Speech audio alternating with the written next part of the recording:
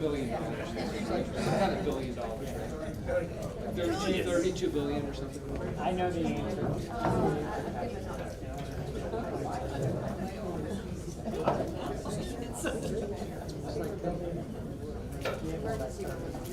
What's the answer? It's like something. Oh my God. It's now. It's now.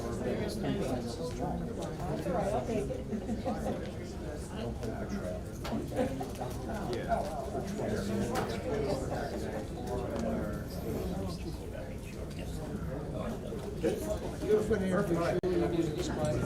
Okay. This is it.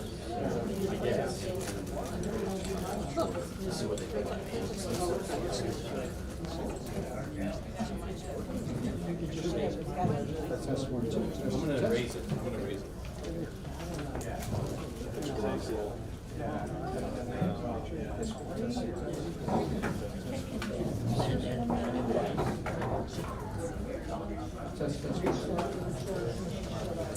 You ready to go? Set up. Give me one second.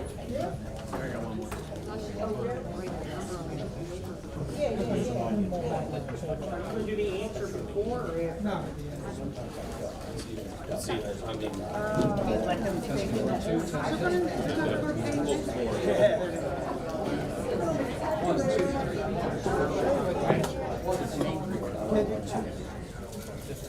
That's 1, 2.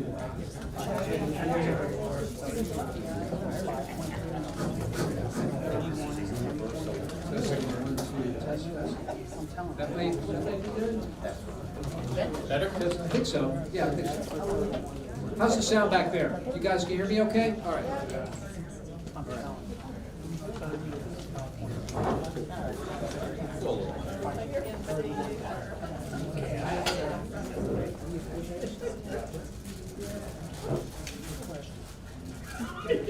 Oh my gosh, that's our help. You guys can do your thing. 1, 2, 2.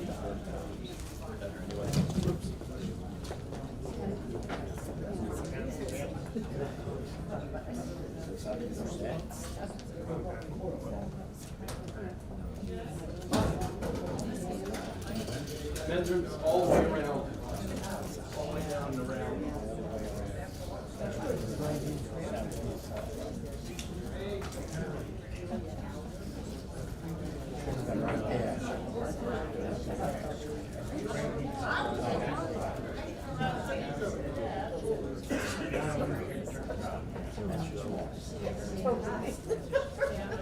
Speaker's almost ready. You guys know it's about a mile height to the bathrooms. We all know that? Start going before you need to go. Yeah, right. So you might want to go now, because you might miss the first 15 minutes. Anyway, we do have some water over there. I suggest you don't drink it at this point because it's forever to the end lane. But there are chips there, and of course you have some candy on your table. Really appreciate it. This is a really great turnout, and I don't think you're going to be disappointed because he's a very good speaker. While we're waiting for him to refresh and get back here, just a few points. For those of you who are clients of GWH Wealth, who haven't had their annual review, we're hoping that you can get that set up as soon as possible. We like to get the annual reviews before the 1st of March, if at all possible. In addition to that, I'd like to introduce a couple of new members of our wealth team, or the GWH team. Is Riley Masterson is new to the team. He joined us last October, and he should be with us as long as he passes his last exam. He's passed 2. He's got 1 more to go, putting a little pressure on him. Also, he was here earlier and disappeared, but Chad is also a new member of the wealth team. Some of you may have talked to him on the phone. He's our new client relationship manager. He's a licensed advisor. He came to us from Merrill Lynch. Also was many years with LPL. He's an experienced advisor, so he's really going to add to the planning side of the staff, as well as being able to provide excellent service that you're accustomed to. So that's two new additions to the wealth team. Also here tonight is the managing partner for the Holt firm for GWH, Steve Hill. Steve, if those of you who don't know, why don't you wave? And the person that made this all possible tonight is our representative from Bright House Financial. Some of you may be from Bright House, but they're one of our sponsors. Matt Del Zangaro, who's here, and he'll be introducing the speaker in a few minutes. But we owe it all to him, because without him, this would not be possible. Thank you. And he provides the speaker for this evening. Wrong guy. Wrong guy. At least he has a name tag on it. So have a few more minutes to get your guests in if you haven't done that yet. So usually the mentor will wait until they come back. Yeah. There you go. All right. All right, Matt. Should we make you're a up. special, special applause right here? Come on, ready? How many people are excited? Is this on? It is. Can you hear me? Yeah, yeah. Oh, you can hear, okay. I don't hear anything going. So, well, good evening, everyone. Thank you for coming. We certainly appreciate the time. Jeff comes all the way from KC, so he comes to rub it in that they've won 2 Super Bowls in a row, I guess. We're out here. Let's go. Thank you for beating the Niners. Yeah, there you go. Yes, let's give him a round of applause.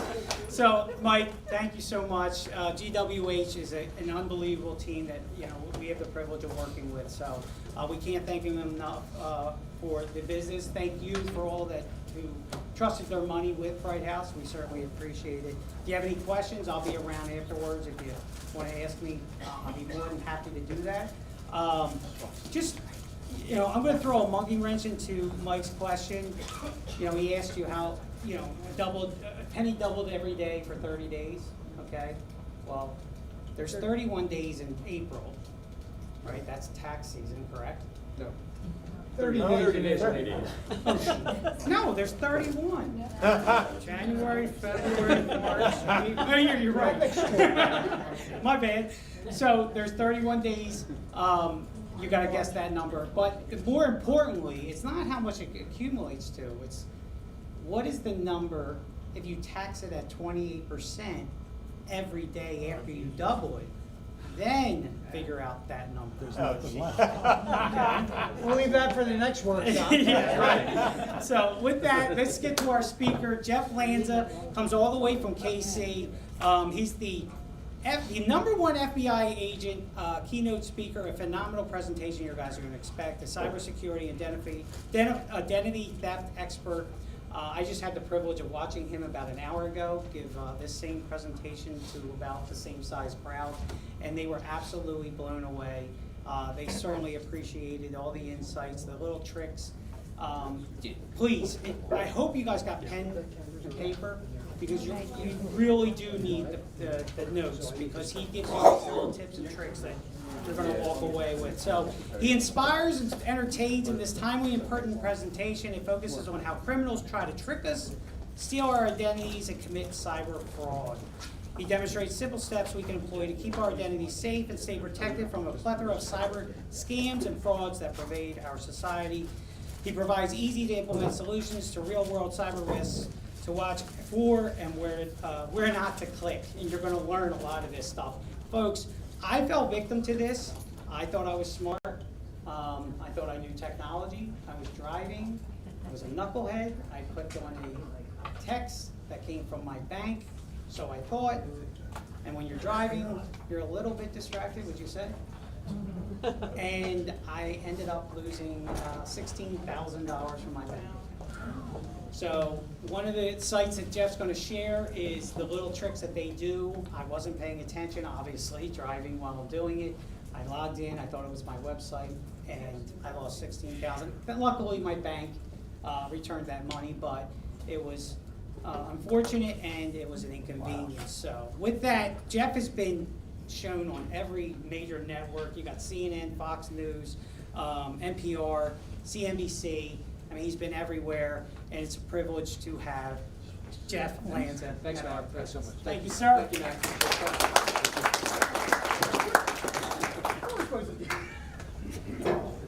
Thanks, everybody. Thank you. I should be applauding you for being here tonight. Thank you for coming out early and being here in your seats, ready to go. So I spent 20 years, as you heard from Matt, I spent 20 years with the FBI. For most of my career, I was involved in white-collar crime. Wait, that doesn't sound just right. I investigated white-collar crime.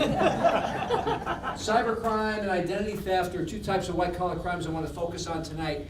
And I like to focus on how we stay safe from these crimes. So sometimes the national media will ask me to do interviews. This is a screenshot of an interview I did on CNBC where I was a guest on this show, and they asked me about the motivation for the crimes.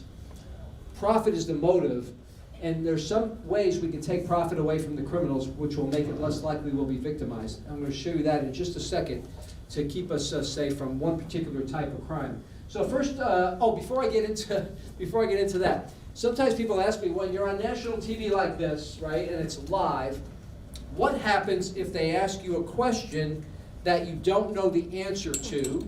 Sometimes that comes up. So one time I was in a studio like this in Kansas City where I worked as an agent. I was on live television. A reporter threw out a question I couldn't answer. She says, "Agent Lanza, how do you know a meth lab when you see one?"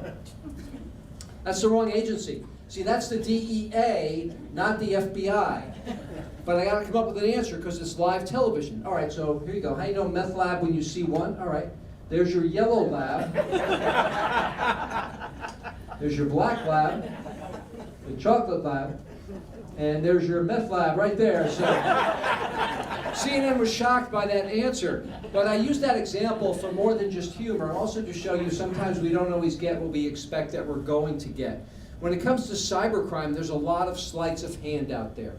Let's talk about some of those sleights of hand. I'll get to that in just a second. First, I'm going to cover identity theft, and then we're going to talk about cybercrime from two perspectives. There is a handout that goes with my presentation. So we're going to get the handout to the audience. I don't know if you have that printed tonight, or we will provide that. Yeah, we're going to provide it with me after the presentation.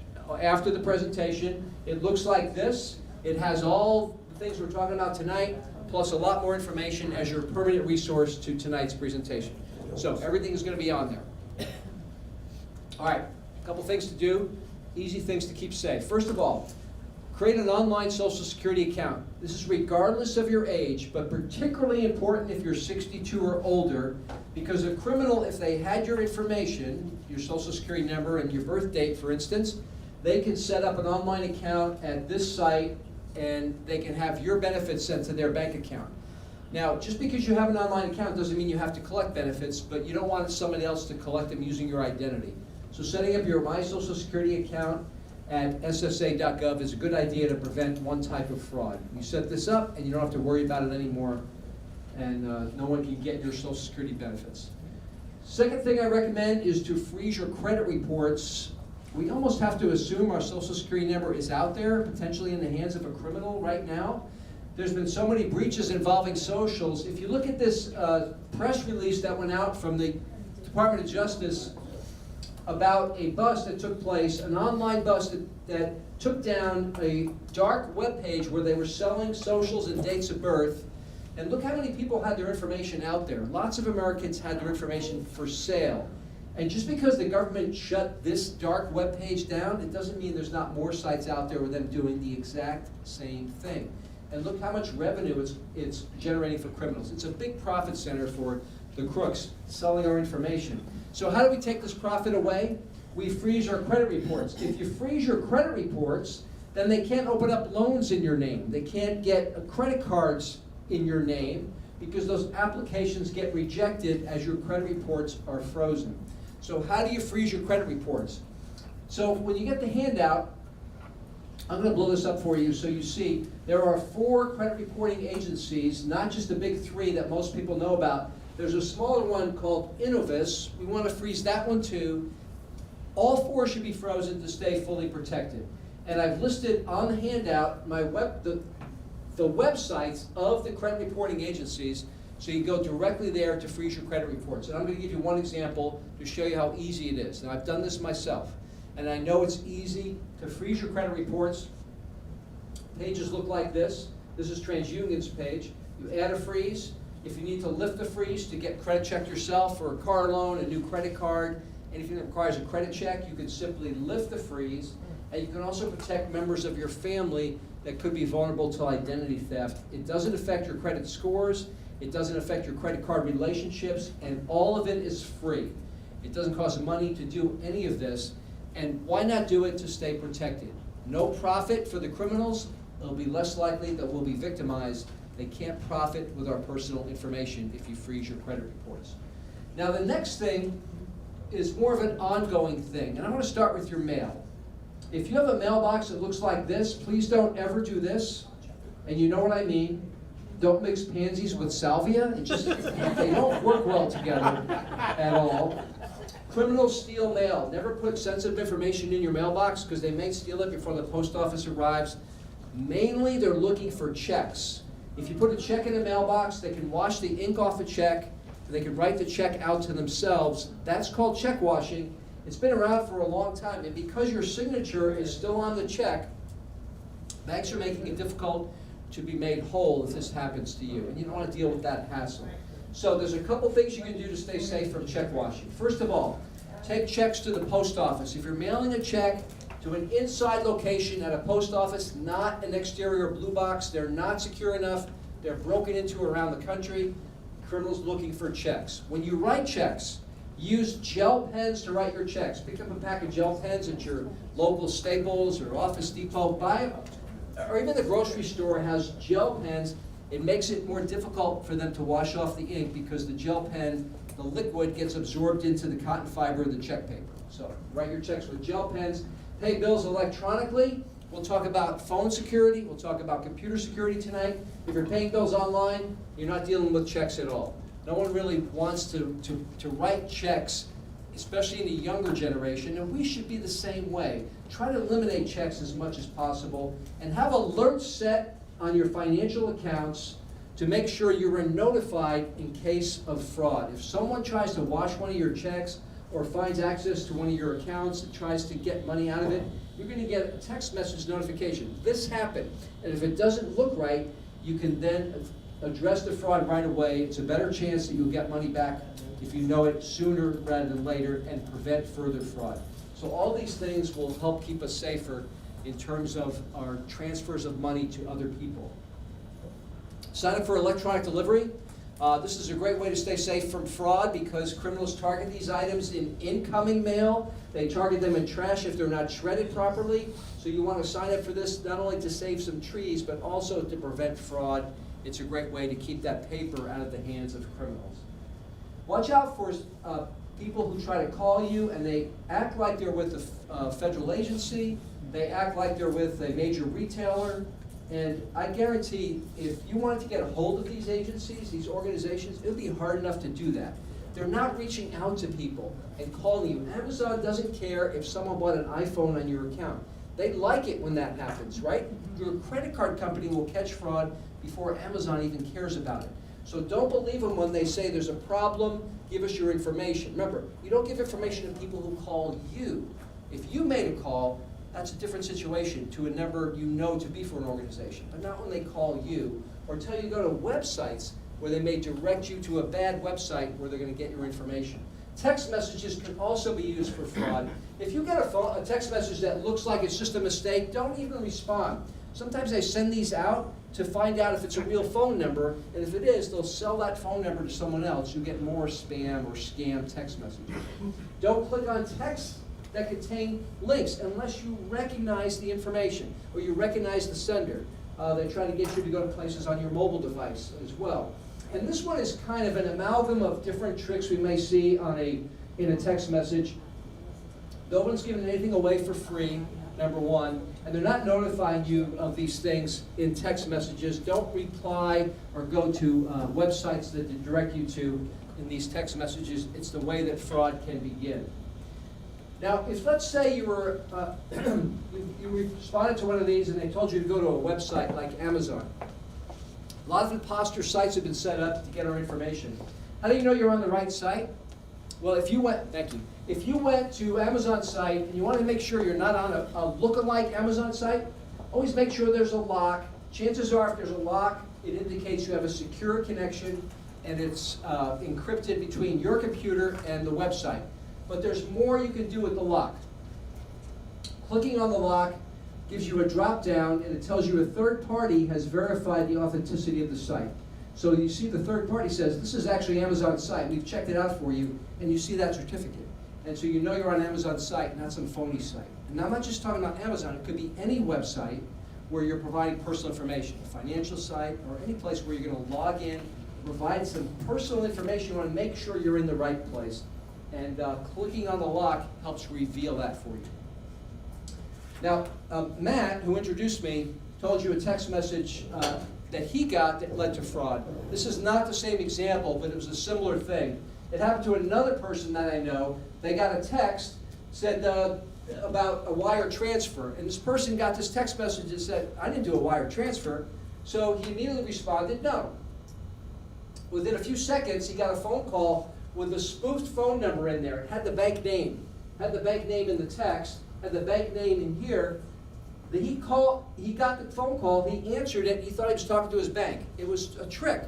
And they tried to get him to give up his personal information, which he did. And then they said, we need to transfer your money to a safe account. How many banks are going to tell you your money in their account is not safe, right? And then you need to move it to someplace that is. That doesn't make sense at all. But in this emotional state, he went ahead and told them what they needed to transfer all the money out of his bank account. There was a lot of loss. He got the money back eventually, but not all banks will be that kind to give you that money back. We have to watch out for tricks.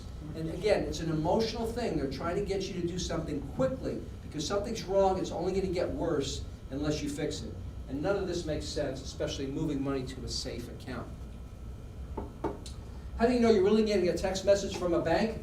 Well, take a look at the code or the number that the phone call or text message comes from. If you see a 10-digit number like this, it is not your bank contacting you.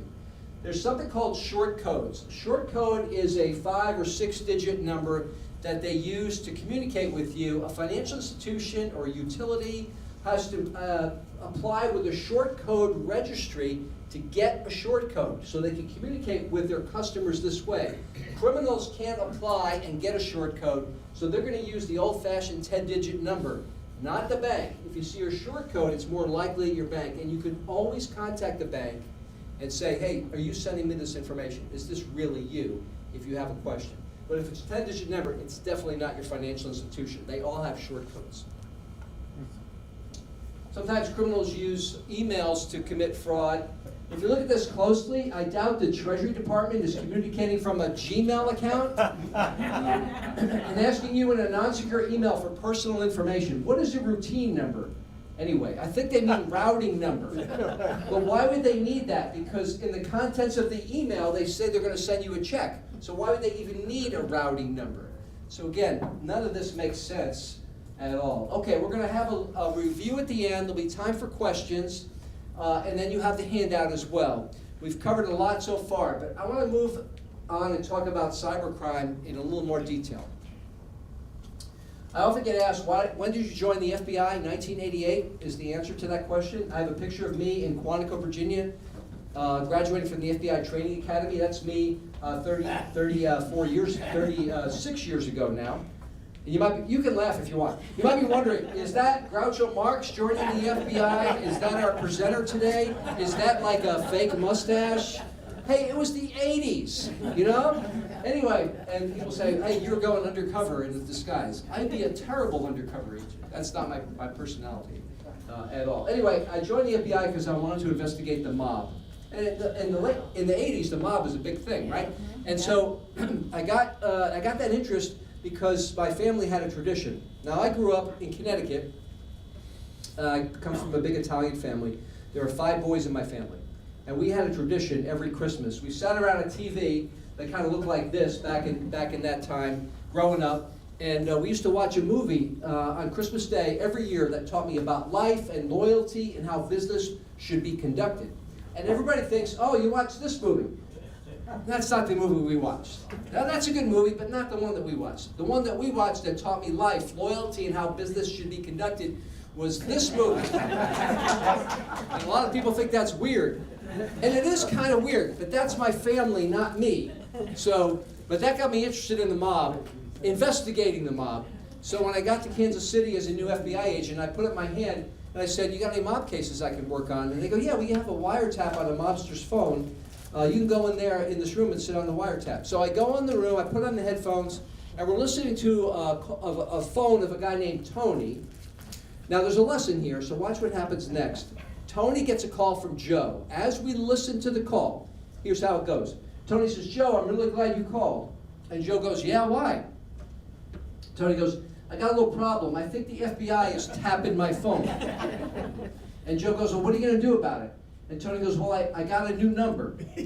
So here we go, lacking any common sense, Joe goes, okay, good, give me the number. Now Tony gets a little common sense. He says, well, I better not give it to you on the phone. I'll meet you for lunch and give it to you then. And Joe says, well, I can't meet you for lunch. And Tony says, okay, I'll give it to you now on the phone, but I'll give it to you backwards. So he gave him the 7 digits in reverse order. And what did the FBI do? We got our best cryptologist on that one right away.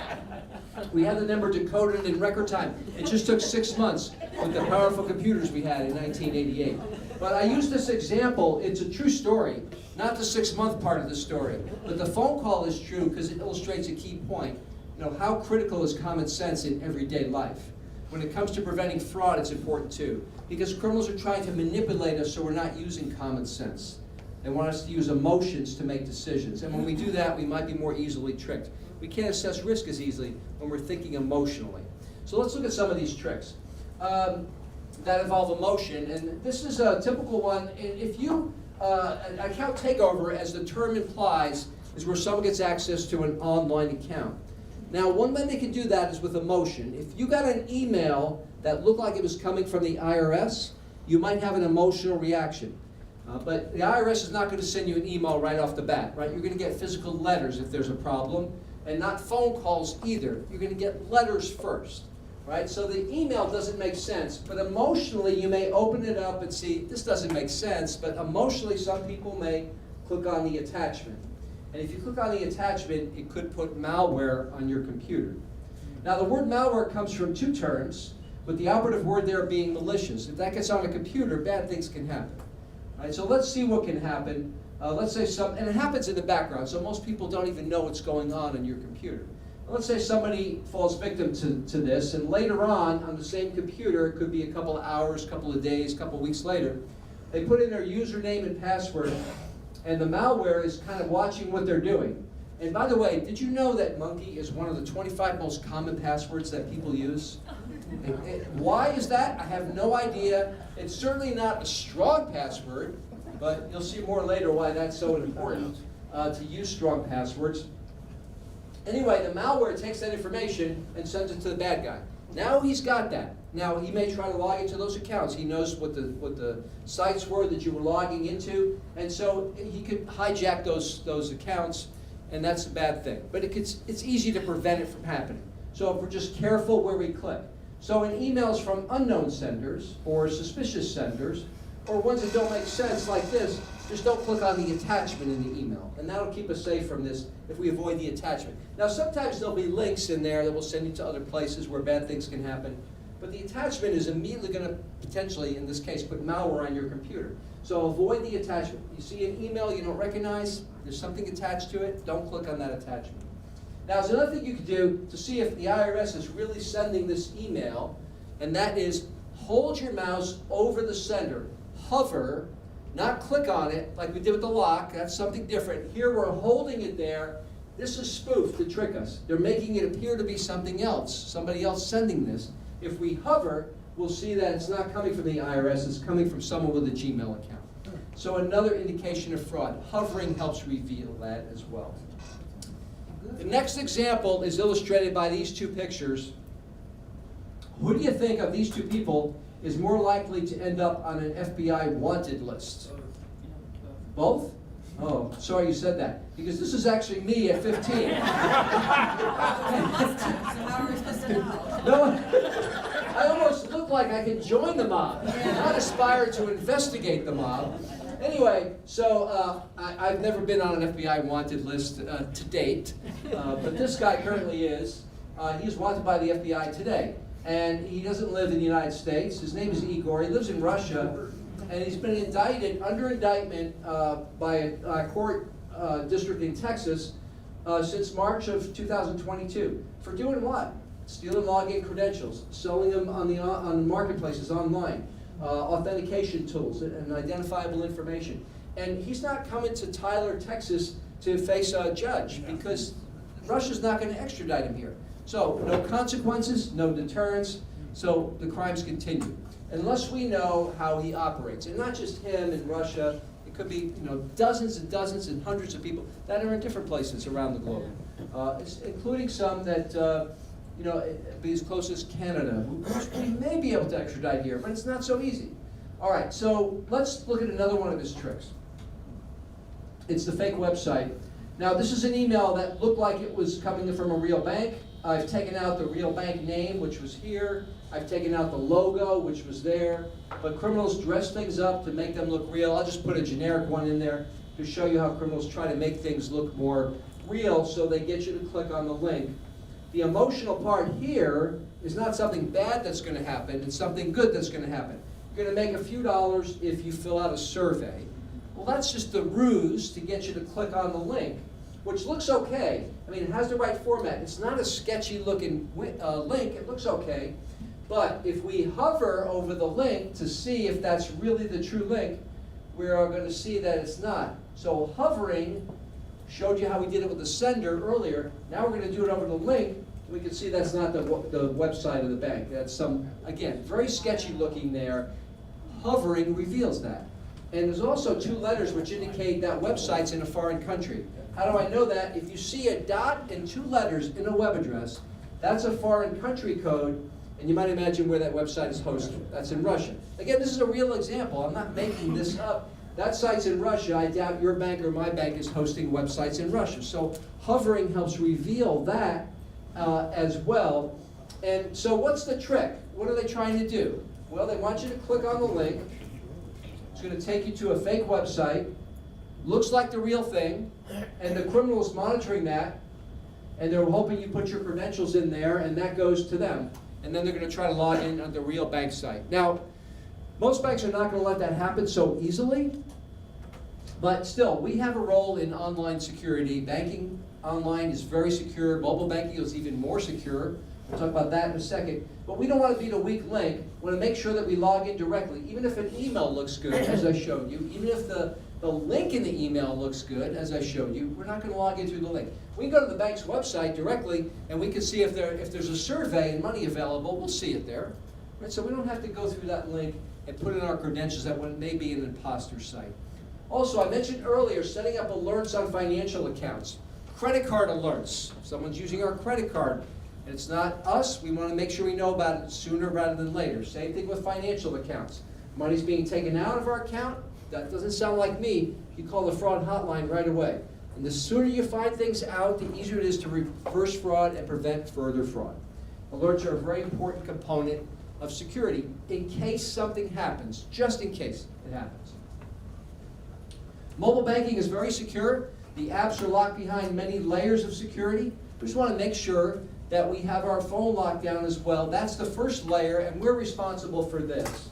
So keep that phone locked down. You know there's probably more information on your mobile device than you have in a file cabinet at home. So make it with the passcode, and the apps are protected as well by keeping the phone locked down. Now, text messages can be used to alert us. They can also be used for fraud.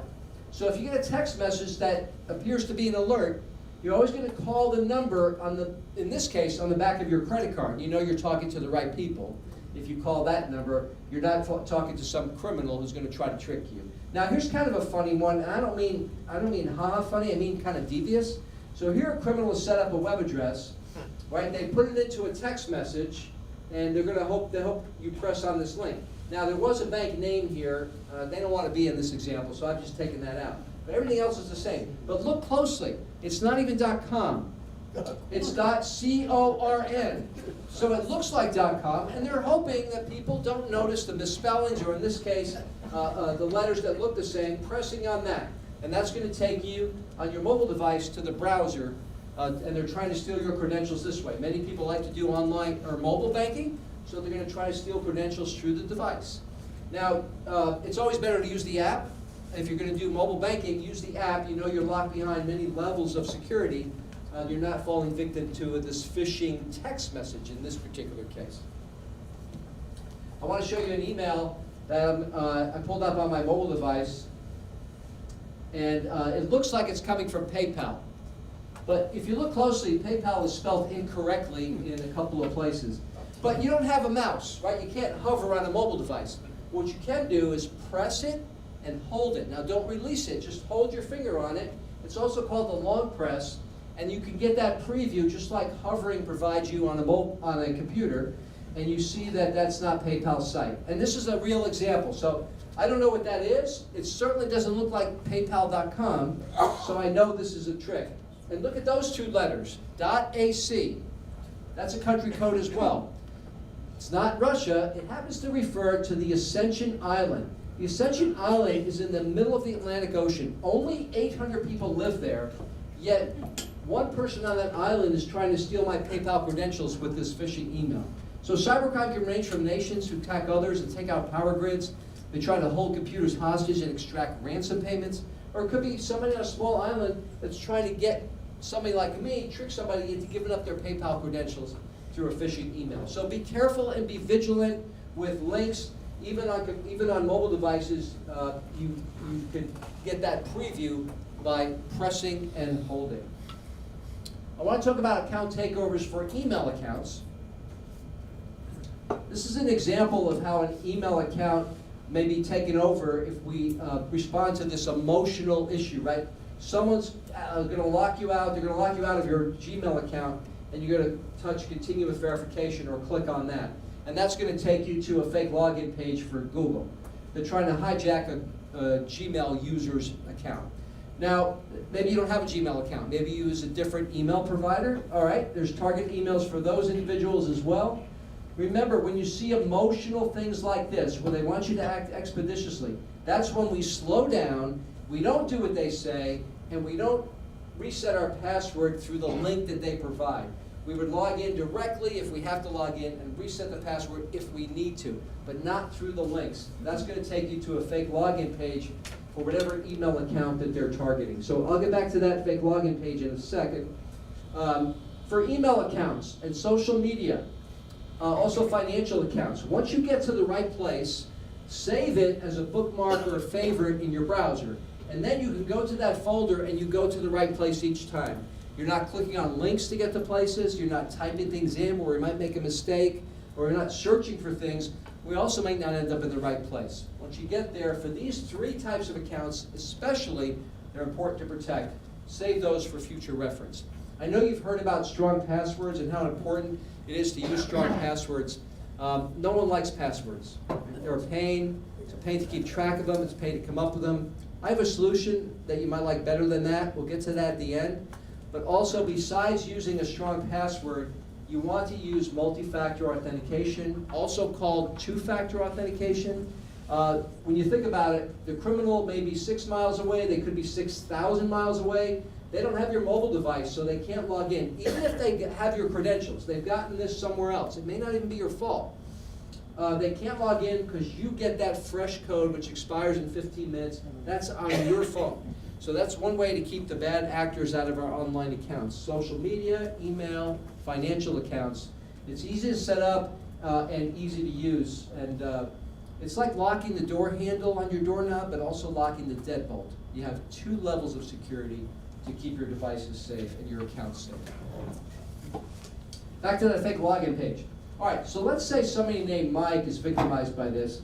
So Mike puts his credentials in there. Now the criminal has access to Mike's email account. What are they going to do with that? Well, they may try to affect Mike's friends, his contacts at least. Have you ever got an email that looks like this, that's coming from someone that you know, or maybe a Facebook message? And you might be wondering, why did my friend communicate with me this way? Well, it wasn't your friend, it was someone who hijacked their account. Now, where's this gonna send you to? Well, maybe they're trying to sell you something. Maybe they're trying to get you to click on advertisements on this page, which might generate a few pennies of revenue for somebody. Or maybe they're trying to do something much more serious than that. It could lead to a fake login page or malware, or hijacking your computer and holding it hostage till you pay a ransom. So these things can happen in emails, even for people we know. We have to be careful about these links, and that is careful where you click. Ransomware is a big issue today for businesses. It could happen to individuals too.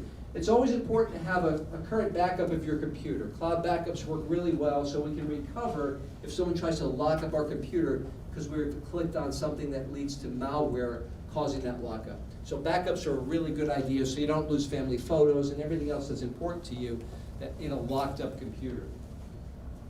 Email accounts are composed of many different folders, which I'm sure you're aware of. So let's just say, especially now during tax season, we may be emailing documents that are important for our taxes. So let's say you email a W-2 to your financial advisor or accountant or both, or you may email that to someone else in regard to some transaction, right? So the person that you send it to, they say, okay, I got it, thank you very much, and then maybe you say, I'm going to delete that from my inbox because his reply or her reply, and you're just going to delete that so it's not there anymore, right?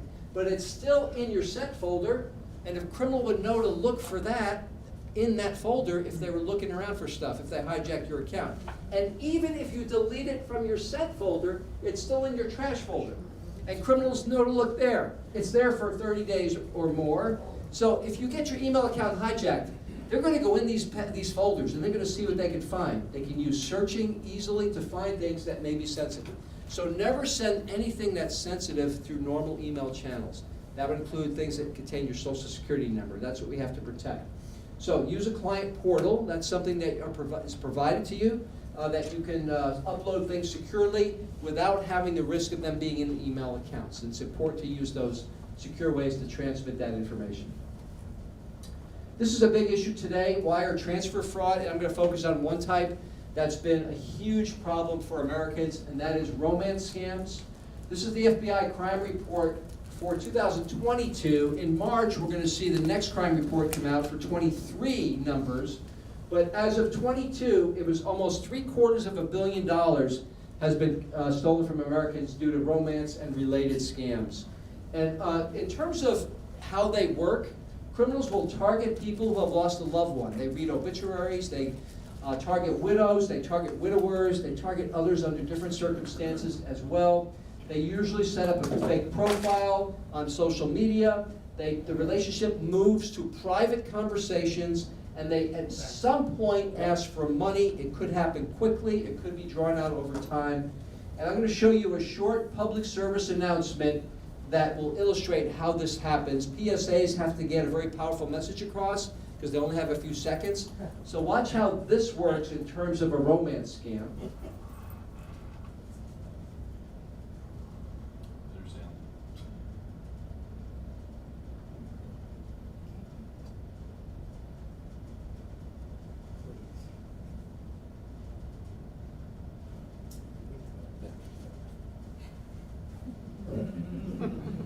And that's pretty much the standard protocol for how these things work.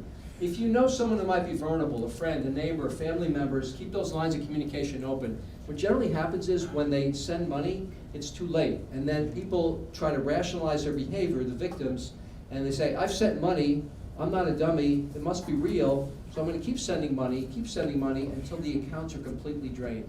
So again, keep those people close. And before they send money, it's your point where you can stop them from being victimized. It's a huge issue today, romance scams, and they use different scenarios. You see them all the time in different ways, but it takes the same general type of premise. All right, last part of my presentation is about a few more things to keep your computer safe, and I like to focus on pop-ups that are used for fraud. If you get a text message, or a pop-up, I should say, in this case it's a pop-up, that says your computer's got problems, don't believe it. This is a trick, and if you call the number in the pop-up, they're going to try to get you to give them remote access to your computer. Never do it under these circumstances. They'll take control of your computer, they'll ask you to do things that could lead to access to bank accounts, And they will even put malware on your computer or steal information. It'll be hard to get them out of there. Don't do it under these circumstances. And then when it comes time to money, in addition to wire transfers and stealing money from bank accounts that you've logged into while they're watching what you're doing, which is a possibility, another type of scam involves gift cards. Gift card scams. If you hear these two words in association with any online communication, it is 100% of the time a scam. No one is legit, that's a legitimate organization, is asking you to pay by gift card, right? Apple support, Windows support, they don't ask you to pay by gift cards. So you hear those terms, it's a fraud. You know why they like it? Because it's just like cash, right? It can be transferred the money to them while you're talking to them on the phone. You can buy the gift card online while you talk to them on the phone, right there. In another window, you open up and you buy Best Buy gift card. And you, with your credit card, you read the number to them, just like cash. Sometimes they have people go to stores physically and come back and read the gift card numbers to them.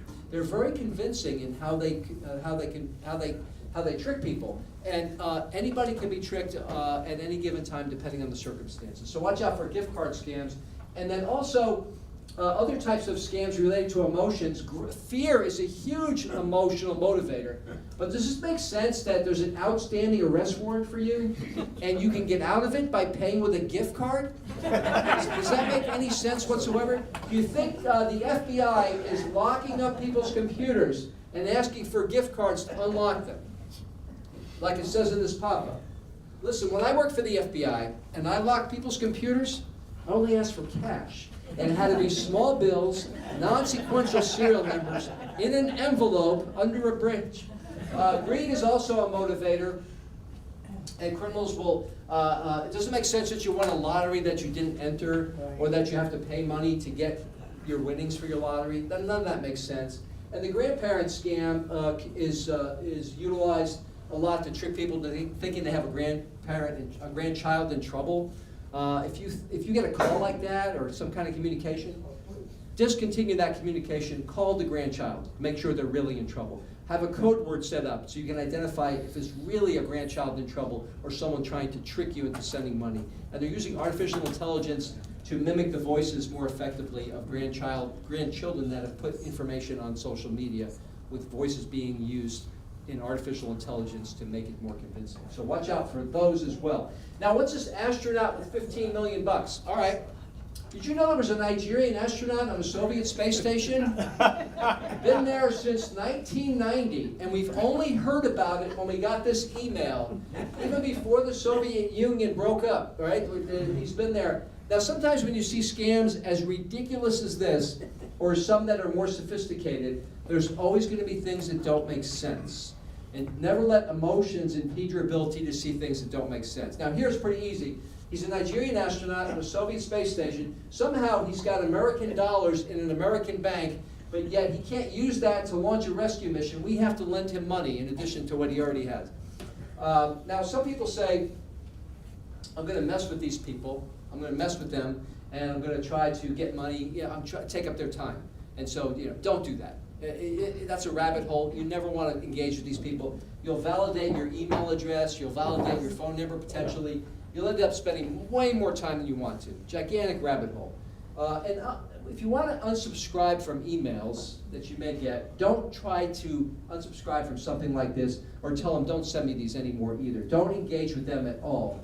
An example of that would be this email I got the other day. No one's giving anything away for free. Costco's not giving away 11-piece pot and pan set, right? And so don't respond to these. In fact, this came the other day, and if you look who it comes from, you see at the top, it's not from Costco, it's from, I don't know what that is. And then at the very bottom of the email, it says you can unsubscribe by clicking in this little box at the bottom. Don't do that. Don't let them know you exist. This is not Costco. If you did business with Costco and you want and they're sending you emails, and it says Costco.com on it, yeah, you can tell them I don't want these emails anymore. But not from something like that. Same thing with department stores or anything else you don't want to get emails from. If it's a known entity, yet you've done business with them, unsubscribe if you see the unsubscribe usually in a blue box like this. Federal law says they have to take you off their list. But don't let them know you exist if you're getting this type of spam or potential scams.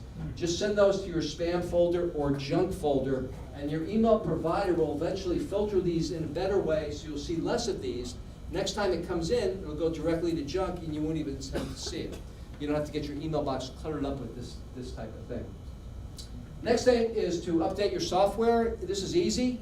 Whether you have a Windows or a Mac or an iPhone or an Android, just keep your software up to date. If you see these messages, go ahead and update it as soon as you can, and that'll keep you safe against the latest threats. Browsers should be updated too. Here are 2 emails that I got that looked like they were coming from McAfee and Costco. I wanted to see what would happen next. I knew they were tricks, but I took some precautions and I clicked through, and my browser, Google Chrome is the one I use, it said don't even go here. This is a deceptive site. If you go there, you're at risk.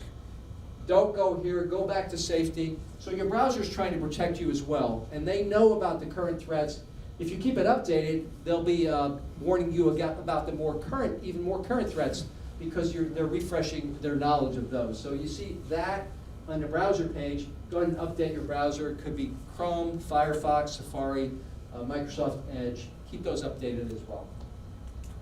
All right, the last point is passphrases. I like this better than passwords. I said I have a better solution than passwords earlier. I mentioned that, and I like passphrases. Passphrases are better than passwords for 2 reasons. If you have a weak password, criminals can crack it with brute force methods, like Monkey. They'll be in your account in a matter of seconds.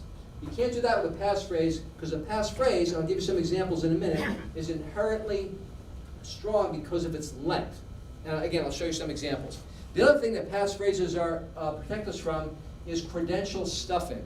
So with a passphrase, you get a 2-for-1 special. And who doesn't like that? You might be thinking, wait a minute, what is credential stuffing? All right, so let's take a look at that. In the presentation, I showed you Mike gave up his credentials to his email account, and so now they have his email account. So Mike happened to use the same email credentials for his credit card site. So how did they know his credit card site? Because they looked through his emails and they saw he was getting emails from a credit card company. So they went to that website and they put in the exact same credentials, and now they're in the second account because he used the same ones. And this is actually based, as they say in the movies, based on a true story. It happened in Kansas City, where I worked as an FBI agent. Dozens of victims, thousands in losses, because people were repeating passwords. So we want to use something unique for each account. And I know it's hard to come up with something unique. You come up with one complicated, complex, uppercase, lowercase, numbers and symbols. You want to use that for everything, but that's what we don't want to do. So a passphrase is unique, and you're going to come up with a unique one for each account, and I'll show you how this will be kind of fun. All right, so this is 23andMe, that DNA testing firm, had a big hack. They said it wasn't their fault back in October. They said people were reusing credentials, and they got in through these reused credentials, which had been hacked somewhere else, and they were published. And just to give you an example of how this works, there's 25 of the most common passwords that people use in the United States. And the Monkey, I told you earlier, was one of the top 25. And so you're not tricking criminals, even with ones that you think might be complicated, like this one. They know this trick, because that sequence is on a keyboard. Right? Criminals know how this works. You may make it easy for yourself by punching these in, and you can remember that, but that makes it easy for criminals to hack into your account. All right, so I'm going to give you 2 examples of passphrases. One is 23andMe. This is not 23andMe's landing page. I made this up myself. Don't you think this is kind of creative of me to come up with the double helix there for 23andMe? Yeah. Anyway, so did you know that law enforcement agencies are catching people that have committed crimes a long time ago? Cold cases are being solved because the FBI, police departments, they had DNA of people from crime scenes, but nothing to compare it to. So they didn't have a suspect, so you can't compare it to anybody. But people have been uploading DNA to these sites, and it's not the criminals doing it, it's like third cousins that are doing it. And then the FBI and others are loading the stuff up and comparing it, and they're finding family members. Generally, it's a cousin, third cousin, and they're catching, look it up online. There's dozens of them have been caught that way. They thought they would never get caught because of this public upload. So, here's my unique passphrase for 23andMe. I like this one. You may like it too. My third cousin is wanted by the FBI. I'm not going to use that at Amazon. I'm not going to use it at my bank site. I'm only going to use it here. It only makes sense to use it here. One more I want to show you. I was trying to come up with a passphrase for my favorite streaming service, and I remembered that my family, as I mentioned, used to watch The Godfather every Christmas. Now, we didn't stream it back then. We watched it on a TV that looked like this, and we stopped The Godfather 1 about an hour into the movie. Now, if you may recall, it's 3 hours long, and we needed to take a break to celebrate Christmas. When we stopped the movie, when we heard a phrase, the phrase we were listening for was this one: leave the gun, take the cannoli. We stopped the movie. We stopped it, we got out a box of cannoli, and we celebrated Christmas in my family. I know that's weird, but that's my family, not me. Anyway, I'm going to use that as my passphrase for my favorite streaming service. I bet you can't guess what this is. Anyway, there it is. Leave the gun, take the cannoli. But you got to take the cannoli and the spaces out. You can't have spaces in passphrases. So there it is. It's super strong against credential stuffing, against brute force hacking, and you can be protected too with passphrases, but don't use this one. It's already taken. Someone sent me this the other day. I thought it was kind of funny. It was kind of a meme thing that went out about...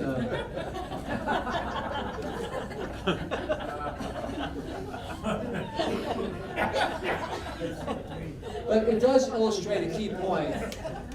It does illustrate the point, where do you store your passwords? Because the average person has like 50 online accounts. So where do you store it? All right, so here's the place where you do not store them. First of all, do not put them in your contact list on your mobile device, because you give access to your apps, get access to your contact list if you give them permission, and you're giving access to potentially your bank login information to an app. Don't store them here. Besides that, you're associating with known criminals in your contact list, right? Let's do good, better, best. All right, so you can write them down. This is actually a good solution as long as you keep this book at home in a safe place. Don't bring it. Don't take it to the coffee shop. Don't leave home. Don't take it on a vacation. You know, if you're going to go on vacation, you need your passwords, then we'll do something else, but not a book. All right. If you're being home, keep it locked up in a safe place. All right, that's a possible solution. Another way is to use your browser, like Chrome or other browsers, to save your password. That's okay, as long as your computer's locked when you're not there. That's a good thing to do, and your phone as well can save passwords. Apple asks you all the time, are we saving this password? It's fine, as long as you have a lock on the device, like we mentioned. I think the best way, though, is to use a password manager. Now, the handout that's coming out later, we're going to get that on your way out. You'll see information about some password managers, passphrase managers. I use Keeper. There's a few others listed there. They're easy to work with, and they provide lots of security and lots of options for you in terms of pricing and so forth. All right. Anyway, check those out if you want. Here's another thing you can do, and I like this one. Most people know how to use Notes on their mobile device. We use Notes. Most people use Notes for different things. Did you know you can store a note securely? So type all your passwords in a note. This is Apple, but Androids work the same way. And then when you go to save the note, when you go to save it, hit the circle instead of hitting done, and then you'll be able to lock the note right there. Lock the note. And then so what happens next, this is the fun part, then you put in your password for that note. So no one, and I mean no one, can unlock this note with all its contents and see it, right, without what you just typed in there, including you. So don't forget what you just typed in there. That maybe not easy to recover. All right, I want to save time for questions, but I want to tell you a story I want to wrap this up with, which also has a learning point. People often ask me, what's the most interesting case that I investigated? I want to tell you about a case involving organized crime in Kansas City. It goes back to 1988. Now today, if you wanted to bet on a sporting event, not most states, but about half states, all you have to do is open up an app on your phone, give them some money, and you can bet on sporting events. Pennsylvania is one of those states. Where I live in Kansas is one of those states. You just open up an app, and you go bet on any football game, baseball game, tennis, golf, whatever. You can bet on almost anything on these apps. And you can even bet, if you go back a few weeks, since I live in Kansas City, it's very important to me. You can even bet on, during a Kansas City Chiefs football game, how many times Taylor Swift is going to go like this at the game. Actually, it doesn't go that far into the, but anyway, so I live in Kansas. Kansas City metro area has a state line that goes right between it. And I live about a mile from this state line. Missouri does not allow gambling. Kansas does on sporting events. So a lot of people you see about 4 o'clock in the afternoon, they drive over from their homes in Missouri. They park on streets here, and if you're just a foot over the line, you can bet on these apps. It doesn't care where you live, it just cares where you are. And so you bet, and they drive back home after they get their bets in. And that's how unique the apps are. So if you lived in Kansas, you can bet on games like this. If you lived in Missouri, and it would say something like this: your state does not allow legalized sports betting. It would say, call your bookie instead. So in 1988, you needed to bet on, if you want to bet on a game, you needed a bookie, unless you were in Nevada. So we had a bookie under investigation. He was tied to organized crime in Kansas City. And we had his phone tapped. We had recordings of all the bettors calling in, making bets. There's an FBI agent, not me, but another one in downtown Kansas City, listening to the phone with the bookie. And we got enough evidence. We go to a court. We get a federal search warrant.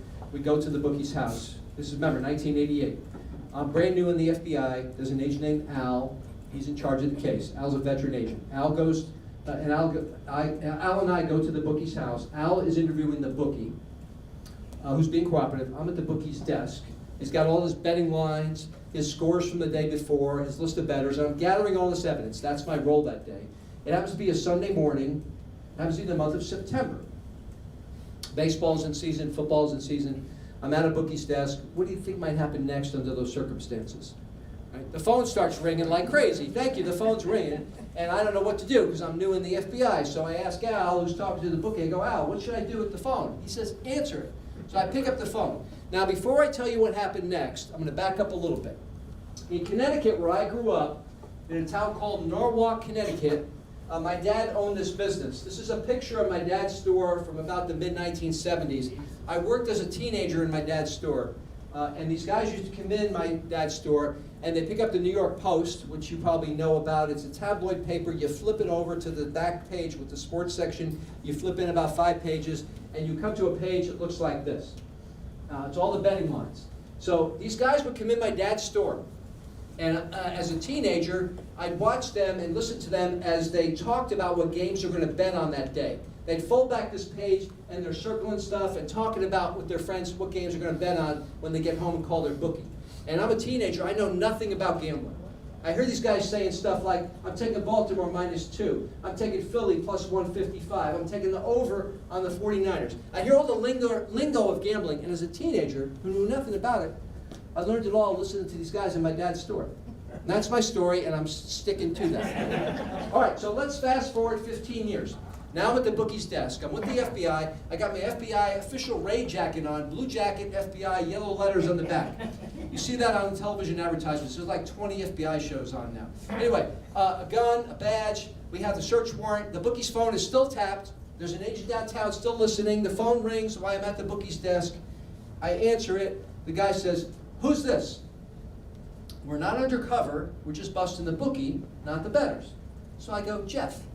He doesn't say, Jeff who? He didn't say, Jeff, where's my bookie? He goes, hey, Jeff, what's the line on the Chiefs today? Now, I knew how to read the lines. I remember from my dad's store, and the bookie had it right on the table. I figured, why not tell the guy? I go, Chiefs are -3.5. He goes, give me 50 on the Chiefs. I go, you got it. So I take down the guy's bet. Now, I hang up the phone. My hand is literally still on the receiver. There's an old term for it. Anyway, it rings again. Another caller. Hey, Jeff, what's the over on the Vikings? Now, I knew about overs and unders. That's total points scored in any game. You go over or under to win your bet. He goes, what's the over-under on the Vikings? I go, it's 44-45. How much you want? He goes, give me 75 in the over. I go, you got it. So I take down his bet. Now, it's approaching noon, Central Time, kickoff time in the NFL. Phone's ringing off the hook. Guy calls up, and he wants to do a parlay bet. Now, I knew about parlays. Those are 2-team or 3-team combination bets, but you have to win all the games in a parlay. Now, if you do, you get odds on your wager. The caller forgot the odds were on a 2-team parlay, so he asks me, goes, hey Jeff, I'm thinking about doing a 2-team parlay. I forget, what's that pay? I remember from my dad's store, they talked about parlays. 2-team parlay pays 12 to 5. I mean, who doesn't know that? So I asked him, how much you bet? He goes, 50. I go, pays 120. You got to win both games. He goes, all right, give me Yankees, Jets, 2-team parlay. I go, you got it. So not only am I taking their bets, I'm instructing them on how to bet. There's only one person in this whole situation who's questioning the fact that some strange guy named Jeff is answering the phone taking bets. One person. And that person is the FBI agent on the wire downtown. He's listening to the phone. He's going, wait a second. 2 agents go in there. They take out this bookie. I got that part. And now some other bookie named Jeff is answering the phone. One guy is so loose with his information, he didn't care. He goes, hey Jeff, I don't know you, but I get paid on Tuesday. Are you still paying? Well, I played along. I mean, well, you know, what was I going to do? I go, yeah, don't worry, we'll pay you. So he gives me his first name, last name, and address, and he spells it out one letter at a time to make sure we had it right so he'd be paid on Tuesday. He goes, Mike Smith, S-M-I-T-H, 333 Maple, M-A-P-L-E, Kansas City, Missouri, 64105. You're still coming by on Tuesday, right? I go, yeah, Mike, we'll be by. Don't you worry about that. So that goes on for an hour. Finally, we get a smart guy. If there's a lesson here, this is it. The lesson is don't give information to people unless you know who you're talking to. So the guy on the other line, he goes, wait a second, Jeff who? I tell him the truth. I gotta go, Jeff with the FBI. And I expect I'm gonna hear a click. I didn't hear a click. He didn't hang up. He starts cracking up. Jeff with the FBI. That's a good one, answering the bookie's phone. I love that, Jeff with the FBI. That's great. Yeah, right. Hey, Jeff with the FBI. Give me 50 on the Chiefs, will you? I learned 2 important things that day. We're way too loose with information, so lock it down. Know who you're talking to. The second thing I learned was how to take bets over the phone. So if you're interested, feel free to call anytime. I've covered a lot today. I'm going to stop there and see if you have any questions about anything we talked about. Remember, the handout's coming, and I'll try to answer some questions. Yeah. On the password managers, I Yeah. use TrueKey. Do you have any? So I'm not thoughts on that? familiar with TrueKey as a password manager, but I think they all work the same. Basically, they encrypt the information on their websites. It's not vulnerable to them being hacked and you losing your passwords. I would look at their website and just see what security procedures they use to protect it. It's a McAfee site. So McAfee's got a big reputation to protect. I think they're going to, Also, on the gel pens. yeah. If you use the carbons under your thing, will the gel pen write? Yeah, so the gentleman's asking if you use a gel pen, will the carbon come through on a check? And I have carbon checks, not carbon checks, but carbons on my checks. And yes, it's the pressure you're putting on it that's causing the carbon to right. Yes, sir. Yeah, early on in your talk, you mentioned, you quickly showed an example of a spoofed text message. Yeah. Asking about, is this number good or whatever, and said clearly it's a scam. A week or so ago, I got a message just like that from, and the text message quoted the guy's name. He said, hey Walt, this is Bob. Is this number still good? I'm thinking to myself, well, first of all, I haven't heard from Bob in about Right. 5 years. Second of all, if you want to talk to me, just give me a call. So I figured it was a scam of some sort. Right. But when it came from this guy's actual number, so whoever was sending it knew the guy's name, but it also came from his actual phone number, which I still have in my contact Yeah. lists. Yeah. Now, could that phone number have been, could that have come through as a phony phone number as well in a text message? I know there's all kinds of ways of spoofing stuff. Yeah, he was but, probably the person that sent it was probably spoofing his phone number. Somehow he got a hold of that phone number and maybe his contact list, and then spoofed that number. somehow would have known his name as well. Yeah, that's Okay, yeah. yeah. Possibly. It's hard to say how that would have occurred. Needless to say, I didn't reply. The next day, I got another message from that same number, Yeah. just with a question mark, like, And you just come on. talked to your friend? Did you talk to your friend about whether he sent that? It wasn't him that sent it. No, well, I didn't talk to him because, I haven't spoken with him for quite a few Oh, I years. see, I It's got not it. somebody I have close That's- relations